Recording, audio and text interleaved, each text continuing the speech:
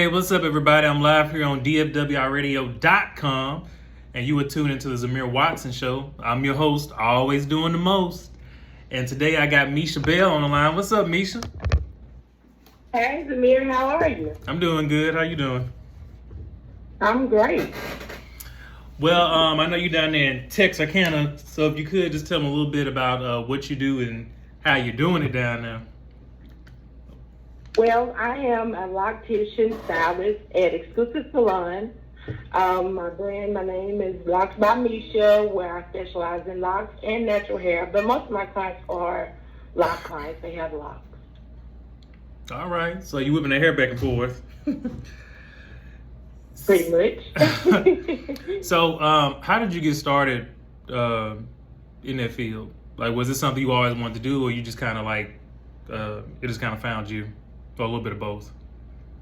Well, I started working in a salon here in Texarkana in 2010. And my dad always coached me, and he said, you need to find something that no one else is doing.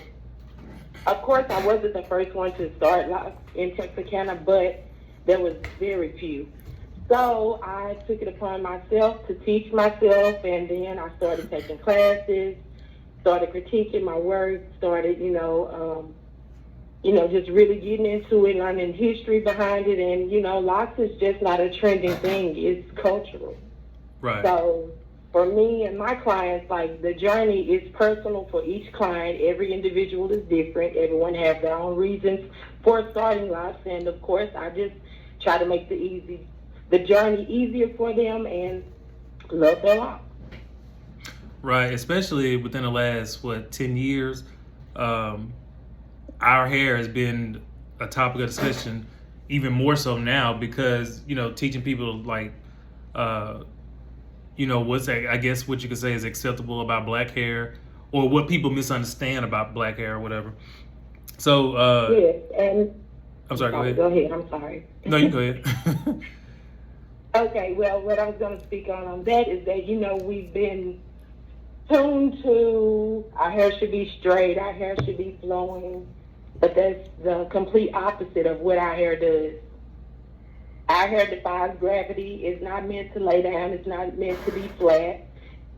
So in that, we're all more or less embracing our natural state of our hair, not so much as into chemicals. It's really just been a shift, like you said, in the last 10 years to where, okay, I can embrace who I am. I can embrace my hair. And a lot of people, even ourselves, consider our hair nappy, kinky. No, our hair is what it's supposed to be. Like, I love it. I mean, the kinkier the better for me. I heard that. What I do with it. So, it's just about learning more about yourself, your background. Like, locks, it's really deep. Like, it's not just a hairstyle. It's deep. It's personal growth for people. It's building confidence. It's motivating people to just be themselves. Your gift, just who you are. People need that. Right. Not what people program you to be. Just be who you are.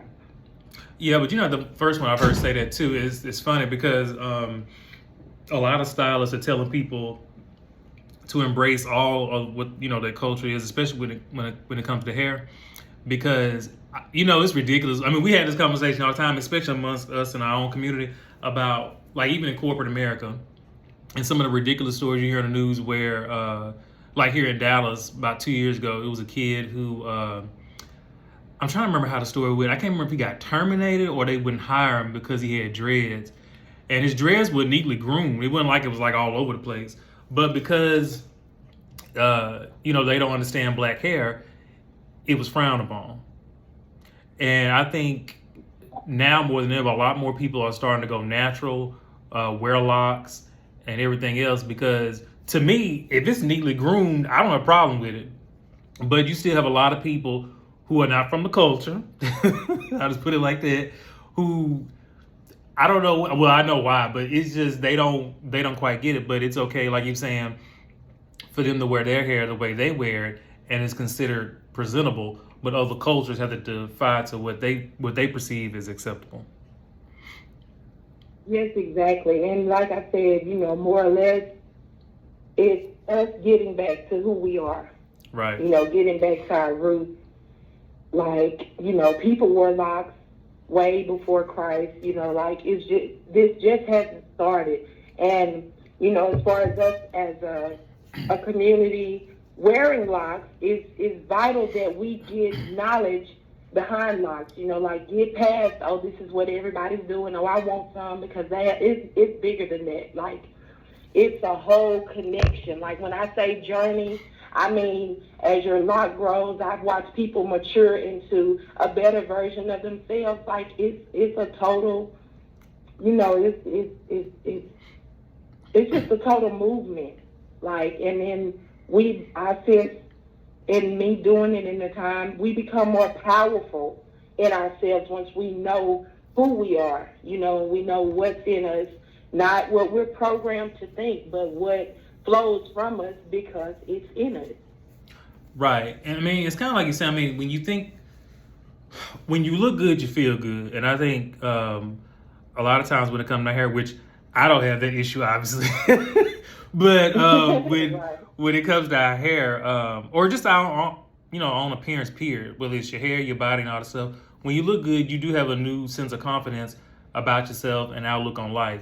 And that's why I tell people all the time, jokingly though, not to be conceited or nothing, but like for me, like working out, even though I do it for health purposes primarily, but to look at myself, I'm like, oh my, and I came a long way from what I was 20 years ago physically. So you do feel some type of confidence to, like you was doing with your, as a stylist, instill a confidence in other people because of what you learn or what you gain. So, and especially now, I still don't understand in the 21st century how hair is still a topic of discussion in the sense where,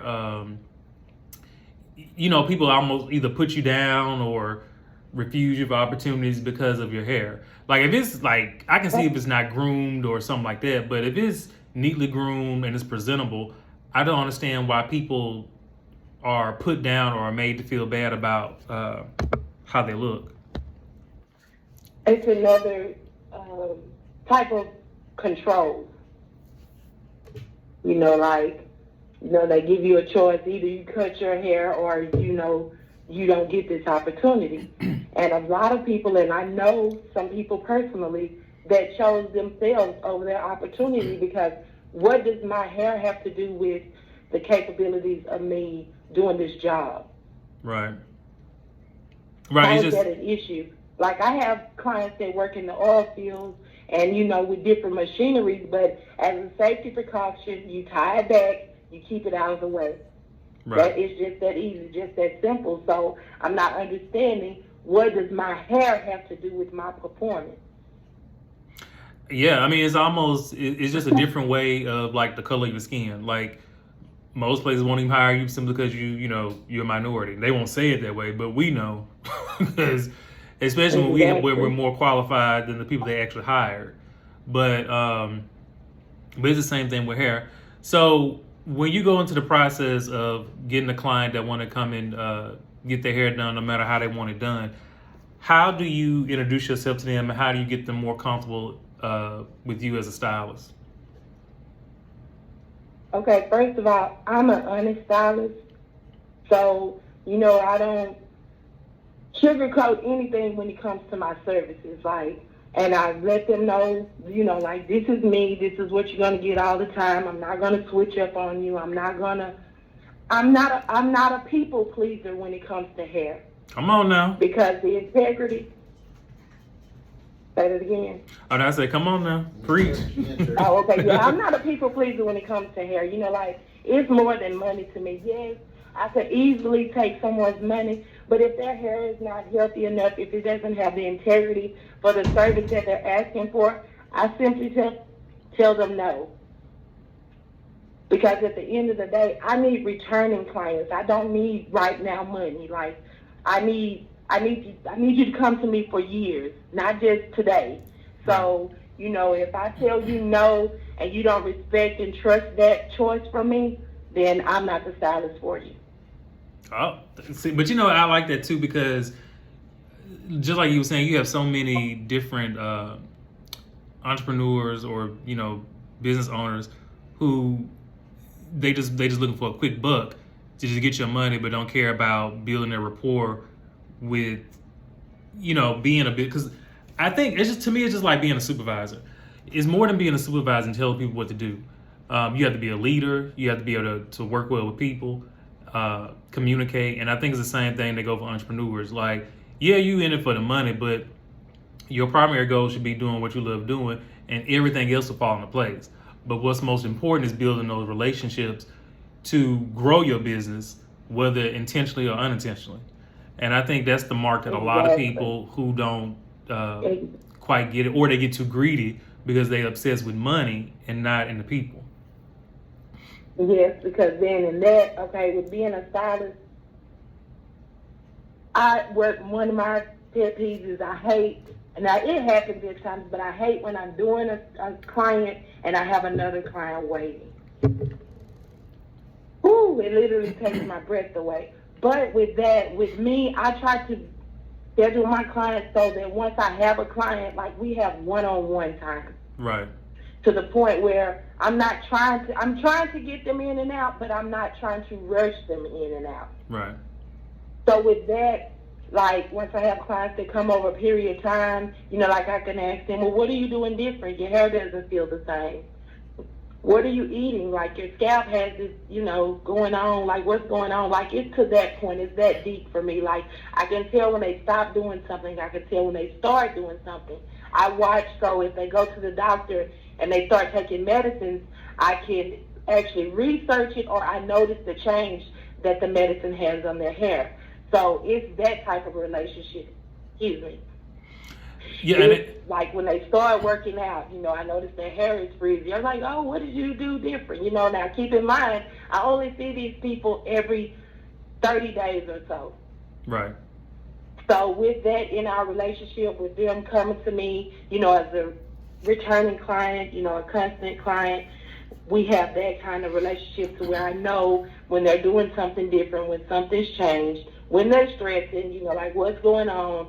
So like you said, it's important to have those relationships so that you can keep up with your client, so you can know what you can and cannot do, so you can know what you can do to make their lock journey or, their journey with their hair, easier and get better results for them. Right. I mean, I just feel like that's probably the most important factor to being a business owner, is because, any type of service that you're doing is going to involve people. And when you involve people, and especially for something you love doing, you're more concerned about getting that particular service done and making it look good for the public. And at the same time, satisfy your own personal love for whatever it is. But like I said, the money and stuff will follow anyway. Because like even for me, like, which I know you see me advertise my book and stuff, I advertise that a lot, which that is what I love to do, and I do plan to get money from it, but that's not my primary goal. My primary goal was to put out something to help people with their health and fitness, and I have some people ask me questions. That's why I want to do a book tour, which I'm getting now rescheduled now because of everything else messed up. But anyway, so I want to do that in-person meet and greet with a lot of them, because that's more, because I'm a people person anyway. So I kind of wanted to meet with a lot of them, and some of these people who've been inboxing me and stuff, like messages about, how do you do this? What did you do different? And kind of like you do with your clients. Like that, to me, is probably the most important thing out of all the entire experience, is to, exchange knowledge or pass on my experiences to help somebody else experience a little bit better. Exactly. And then that's something else that I do for my clients. Like, I not only educate them in my chair, I educate them for at-home care, just like you would your client, because you still have to take care of them even when you're not seeing them. Right. So, it's nothing to exchange information. Right. And I know in today's society we try to make money from everything. Everybody wants those 7+ streams of income, but at the same time, you receive blessings when you are a blessing. All right, so now. If that means giving your client, what they respect that, and that's what makes them come to you constantly, no matter what your prices are. You don't have those issues where they say, oh, that's too much. You don't have to worry about if when you're done, if they're going to debate paying you or not. Because they trust you. Like, they will call you, they will message you, hey, do you think I should do this? How do you feel about this? What if I tried this? It took down to the point of they want to know what kind of scrunchies to use if they put their hair in ponytails. Like, once you open your mouth and pour out your gift, let them know. Because it's just as simple as tie your hair up at night, keep your hair covered in the shower. Those are the main things I tell my clients. They don't have anything major to do. They just have a slight routine that just makes it easy for everybody. So once you do that and you feed them that little bit of information, they trust you, they're loyal to you, and they keep coming to you. They keep recommending people to you. So that's where the money comes in.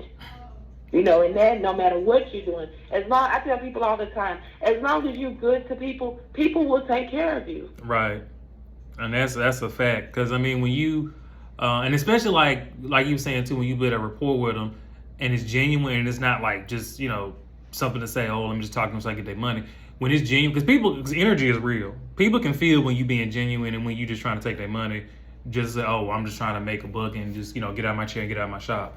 So people can tell when it's genuine, and when it's genuine, like you were saying, people are more drawn to coming directly to you, dealing with you, and referring more people to you, making your business even bigger. And where you like you were saying, like, because in a sense, most stylists are kind of like a therapist to a lot of people. Because I know most of the women I know, when they go to a salon or somewhere, that's their escape from everything else. They can speak to whoever doing their hair, release, their problems, vent, do whatever they need to, and in the process, look good when they come out.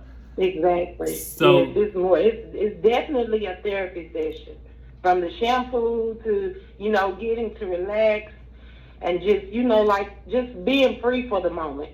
Right.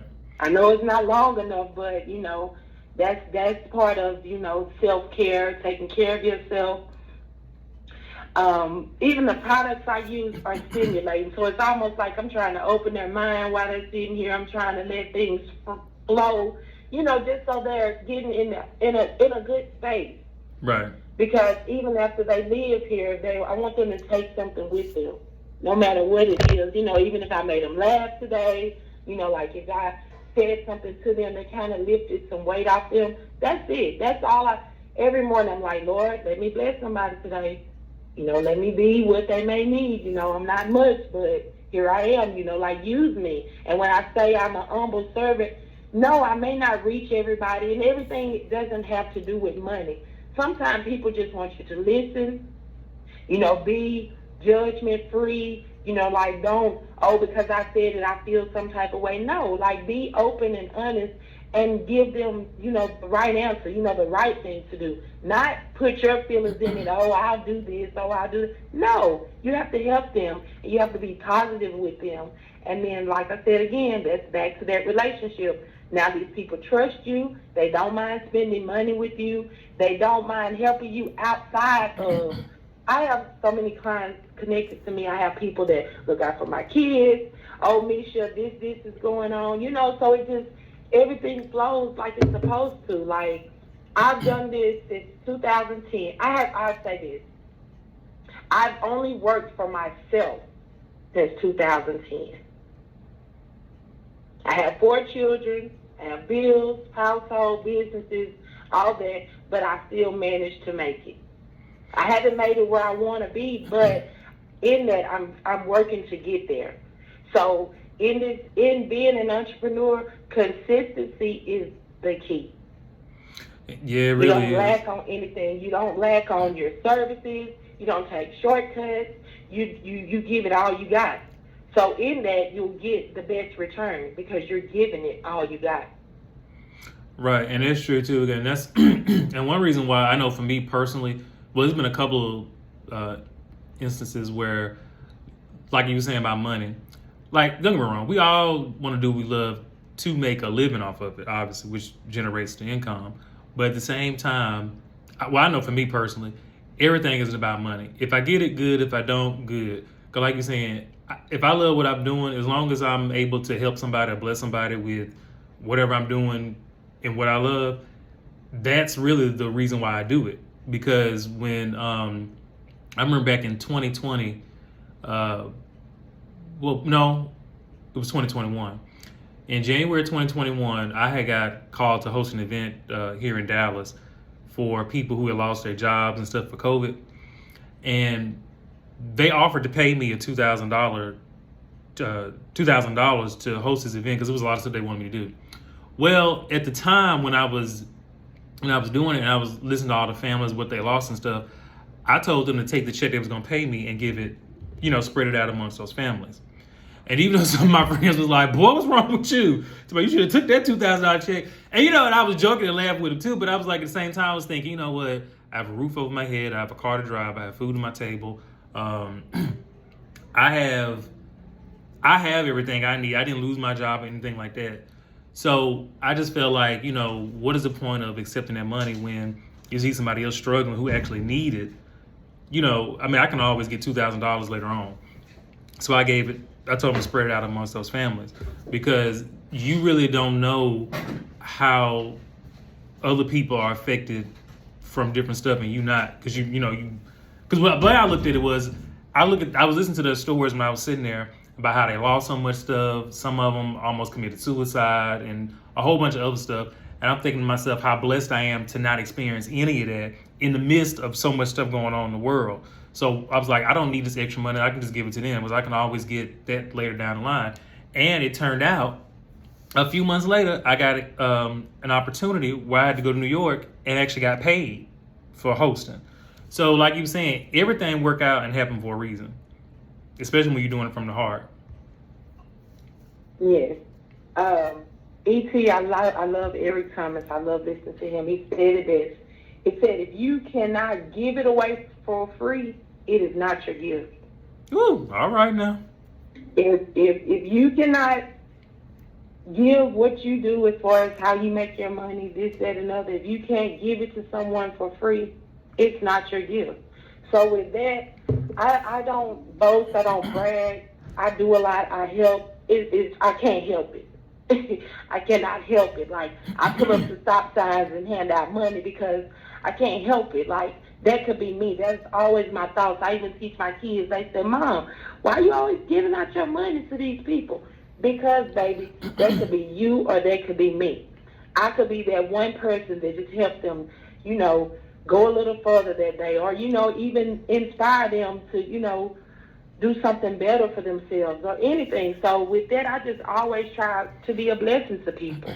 So if that means one of my clients come in here and they pouring out and, I got this for my child, I got this, okay, today's service on me. I can do that much for you. I don't have a lot to give, but I can give you this service for today because when you leave here, you're going to feel better. That's a little burden off your shoulder. Now you can go a little bit further. So if I can do that, then that's just what it is. And I love what I do. I love it. Like, I love it, literally. But see, if anybody comes to me, they can feel the love that they get from whatever service they may get from me. And no, I'm not just limited to natural hair. I can do hair, I can do weaves, I can do this, that, and the other. But my locks, it's therapeutic for me. Like, I do people's hair, I stand over them. Who knows? I'm praying, I'm talking to God, I'm, just whatever. I'm listening to them, whatever they may need, I'll shoot a prayer up for them at that moment. They don't even know it.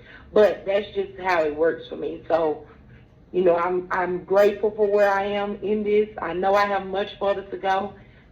And I'm just thankful. I'm thankful for the people. I'm thankful for you. Like, for many it may not seem like much, but out of all the people and everything that's going on, you're in Dallas. I'm in Texarkana. It's so many people that could be in this spot right now, but I'm grateful because in that, I got a message the other day. It says, you're being noticed. And I didn't know where it came from, which it didn't matter to me, but for me it was confirmation. Like, I'm in the right place.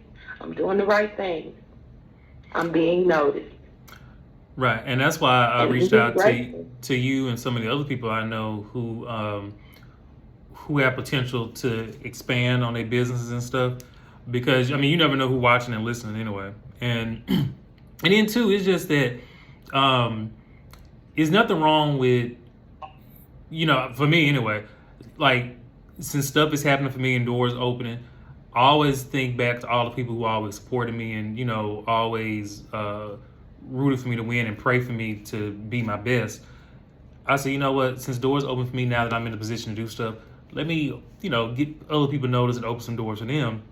Which is why, again, like I said, I reached out to you, Chastity, and some other ones that I'm gonna bring on here soon to, help them get a little bit more notoriety. Because I mean, I feel like, when you learn, you should teach, and when you succeed, you should always get back to the people who invested in you. And I just feel like that anyway, because you know how we are coming from a small town. That's just how I was raised. I just feel like when, but just even personally, I just feel like I could not be in the position where I am today, and it was not easy.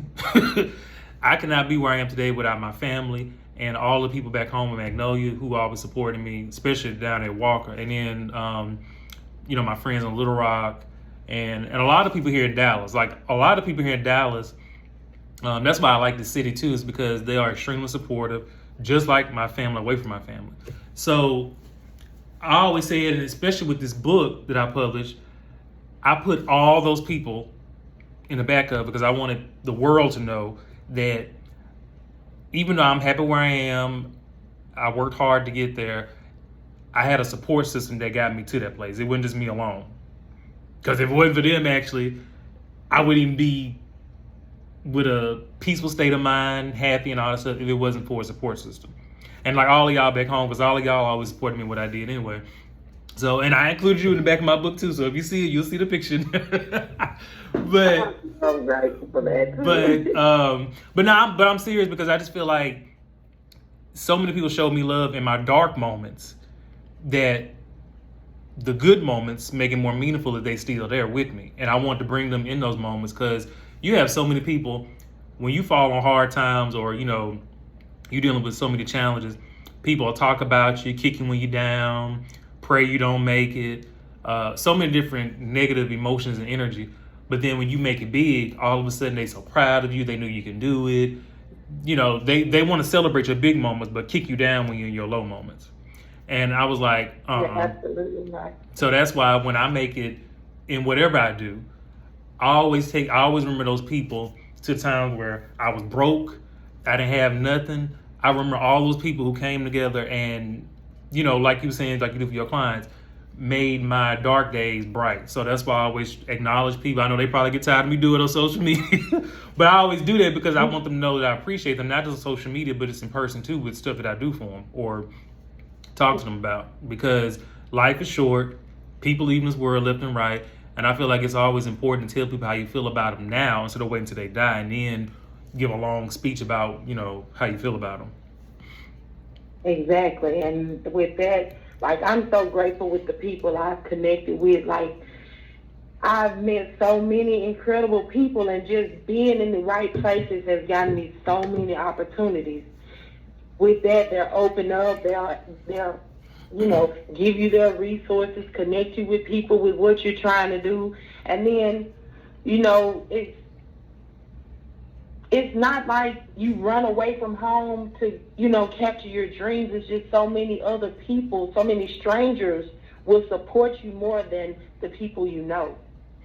Yeah, and that's true too. And one thing I've with that concept, what I've learned to do over the last couple of years, especially even now, is that that's true what you're saying. Like, I know some people like, you had to go to Dallas to succeed and stuff like that, which yes and no, I did, because for what I wanted to do, I couldn't do it in Magnolia because there's not that many outlets for it. But I also wanted to, wherever I went to, I wanted to represent for where I came from, to show them that I didn't have to come from Dallas or Los Angeles or New York to do it. But going to these places to show you that I can do it, I'm just letting you know we got the sauce down in Arkansas. But That what you said, now I'm not knocking where I'm from. Now don't get me wrong, Walker University, all that. I love where I'm from. right, I of course. But where I was headed, I needed to be somewhere where I could expand, exactly, and meet more people, have more resources. Like I'm right up the road. I'm 51 miles away from Magnolia. right, But the economy here is more open. I'm not as limited as I was in exactly. Magnolia. You don't have so many people pulling the strings like you have people that's open that will listen and give you an opportunity. And that's what it was for me here in Dallas. Like, I've had a wide range of opportunities that I never would have got back home. And that's not to talk bad about home. It's just, it is what it is. It's a smaller area. The opportunities Yeah. are limited, and in some cases, it's all about who you know more so than what you know. Whereas I came here, it was the exact opposite. But also, like you were saying too, I can reach more people and expand. And then too, I've always been a person. I always wanted to see. Always knew it was more to the world than Magnolia. I always wanted to travel Exactly. and Yes. do stuff. Yes. And my And family. then once you travel, I'm sorry, but once you travel and you see things from a different perspective, and it's like, it opens your mind. So now, you're having bigger thoughts, bigger dreams, bigger visions because you can actually see it. Right. Versus you're limited to what you see on TV or in magazines. No, you're there. You can put your hands on it. And then in that you meet people that really open up and tell you how things really work. And you like, oh, it was that simple. So then you Exactly. take that and apply it with what you're already doing, and then you up another notch. That part. So that's why I did it too, because I always because growing up we traveled everywhere when I was a kid, so I was exposed to a lot of stuff that opened my mind to so many other things about the possibilities of what I could do if once I went to college and finish and go and do stuff.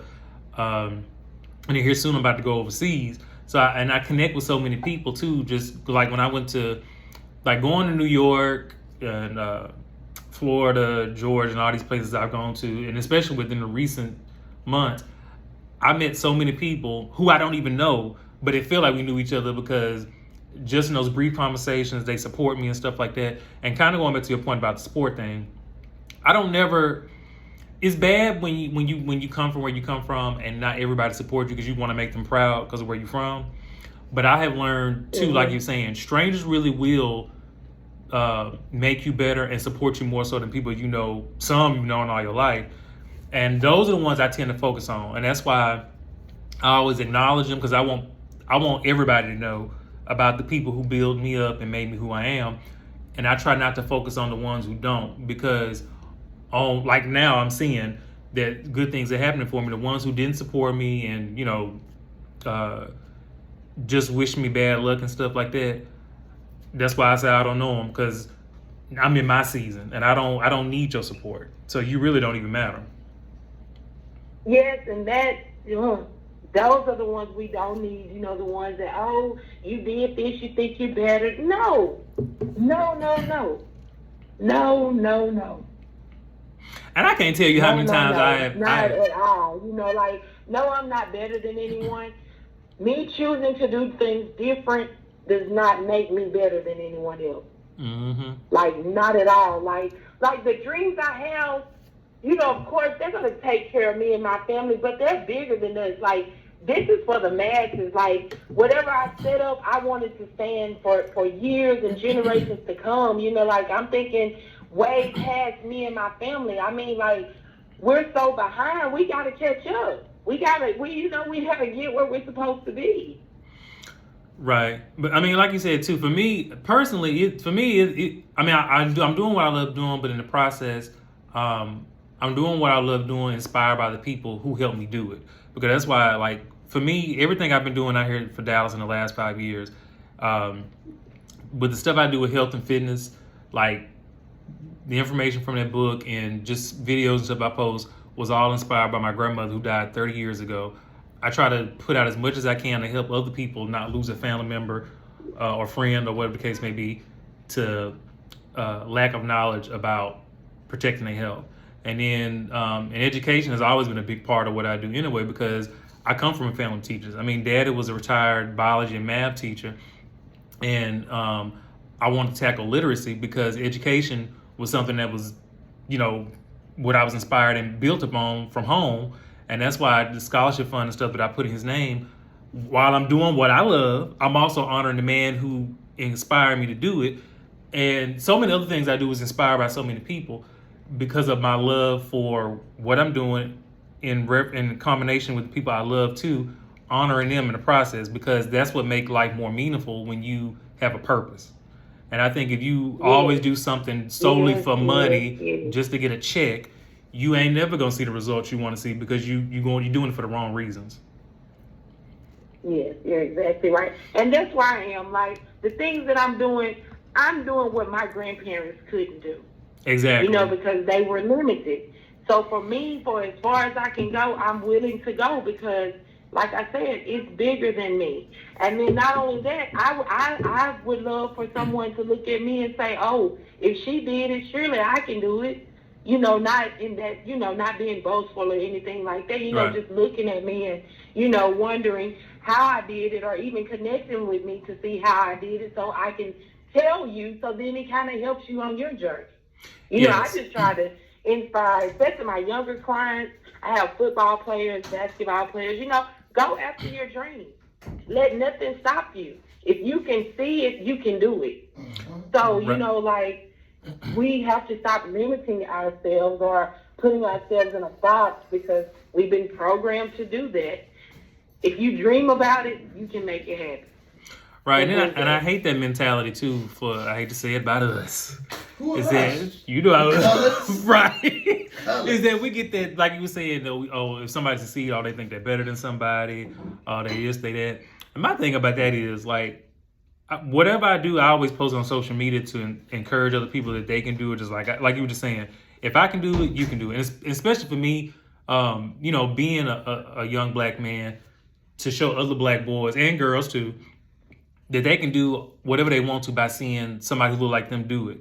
And I don't post that stuff to brag about what I'm doing, all this stuff. I'm doing it to help somebody realize that, because you see out in the world today, the only image that they try to put out about black men is that they crooks, they criminals.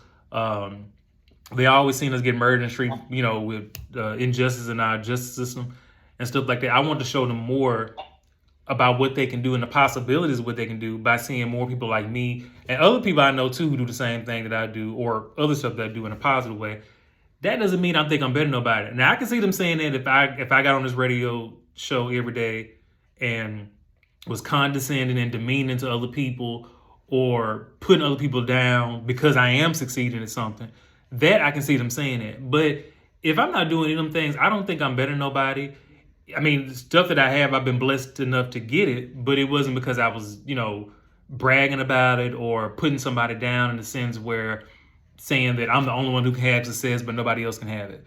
And I think that's the thing about us I really hate is that we have that crab in the barrel mentality sometimes. When we see somebody else doing good, instead of complimenting them, we want to criticize them. And not that you're looking for a compliment, but you can build other people up without all the extra stuff instead of saying, like in your situation, like if somebody says, oh, well, Misha thinks she this and that because she did this, she did that. Why does it have to be all that? Like all you have to do is just say, I'm serious, like all you got to do is say, oh, keep going, keep doing good, Misha. Da, da. It's too much negative energy, I feel, with us when it comes to if somebody doing something they love and they succeeding at it, instead of us, like you're saying, learning from that person or seeing what did they do to help them contribute to their own line of success, they just, I don't know, they create these hate campaigns and just try to rain all over your parade. But shoot, they ain't stealing my joy. Not either, because on top of that, for as many those few negative Nancy's or whatever you have, then you got positive Paula that comes and you just overlook that because like I'm not even giving that any energy because the people that need it get it. Right. Like when you post, your positive post on Facebook, Instagram, this, that, and other. The people that need it get it. Exactly. Even if they don't like it or whatever, they see it. So, I mean, and then you'll have the ones that reach out to you like, thank you for motivating me on a daily and you didn't even know it. Your posts, I wait to see them. They make my day easier, so you're still helping someone. So when it comes to the negative people, you can say what you want to and all that, but you're not stopping anything.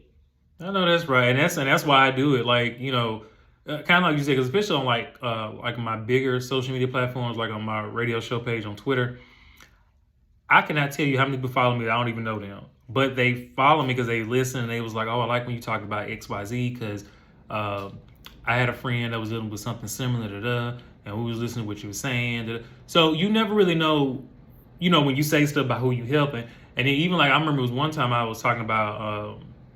I think I was talking about music or something like that, and they were saying they like what I said about escaping reality for a minute by doing. I mean, in the smallest things can really help people in a big way more than we realize. And even with me doing what I'm doing, like even with my nieces and nephews, I always try to put out stuff that I want them to be proud of, and also show them that they can do it too. But even when I post my good stuff, I post the bad too. Not how should I put it? I post the bad to show them too that you're gonna have some challenges in getting certain things you want. Everything in life is not gonna be free. It's not gonna be fair. It is definitely not gonna be easy. So I always try to be real about what I post in reference to what I'm doing, because I don't want them to ever get the illusion that success is just handed to you or you're gonna get what you want all the time.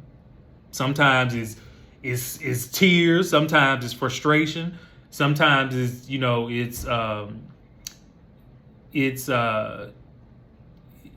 depressing sometimes, but as long as you pray and continue to work through it, you'll make it to where you want to be. Yeah. And then with me now, with my social media or whatever, I let me say this. I don't want people to think my life is just easy. Oh, I don't have problems, this, that, and the other. But with me, I try to nip it in the bud. So I talk to God about it and then I let it go, And I do have my people that I go to and, and I may vent to about it, but I try not to stay there because even the enemy won't know I'm down. I know that's right. Well, and that's just how I look at it. But by far, it's not easy at all. Entrepreneurship is not for the weak because every other day you have a thought of, ooh, I might just need to get me a job. But right. For me, I just get the push from my family, especially my dad and my mom. And like I said, I'm doing it for my grandpa and parents. So I'm still going to run on because I want to see what the end going to be. I know that's right. Well, I know you have to go. So if you could real quick, just tell people, like if they're in the Texarkana area or just in general, if they have any questions, how can they get in contact with you? Do you have any social media platforms they can reach you on and whatever the case may be? Yes, I'm on Facebook as Misha Bell. My business page is Misha Bell LLC. My Instagram is Misha Bell _hair life. If you have any questions, my phone number is listed. You can reach me at StyleSeed /Misha Bell. If you have any questions, reach out. When I get the time, I answer everybody. I respond as timely as I can. I am reachable for more than hair. I'm here just to be a friend, a listening ear, whatever. That's the type of person that I am. So I'm not hard to find. Reach out. I'm here to help in any way that I can. Anyone that's looking to be a future hairstylist or whatever, just I'm available. All right. Well, thank you, Misha. Next time we'll have to bring you in so you could talk to us more about how you run your business, which I'm sure you'll be probably blowing up on us by the end. See, I won't be too big. I'll never be too big. I promise you that. But yes, I'll be ready for that too, sir. And I thank you again for the opportunity. You continue to be great and be blessed. All right. I'll talk to you later, and thank you. Thank you. We